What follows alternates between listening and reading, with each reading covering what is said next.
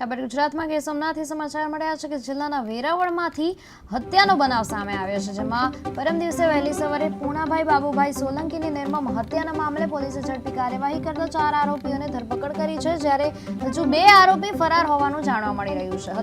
હત્યાની જે ઘટના છે એણે સમગ્ર વિસ્તારમાં ચકચાર મચાવી દીધી છે અને પોલીસે તપાસ દરમિયાન ટેકનિકલ અને સ્થાનિક માહિતીના આધારે 4 આરોપીઓને ઝડપી પાડ્યા છે અને તેમની પૂછપરછ અત્યારે ચાલુ છે। પોલીસના જણાવ્યા મુજબ આ કેસમાં મૃતક જે છે એનો સાળો તેમજ અન્ય એક મહિલા આરોપી હાલ ફરાર છે। બંને આરોપીઓની સંડોવાયેલી હત્યામાં હોવાનું જે સંડોવણી છે બંને આરોપીઓની એમની હત્યામાં હોવાનું પ્રાથમિક તપાસમાં સામે આવ્યું છે, ત્યારે ફરાર આરોપીઓને ઝડપવા માટે વેરાવળ પોલીસ દ્વારા અલગ અલગ ટીમો બનાવી સઘન શોધખોળ શરૂ કરવામાં આવી છે।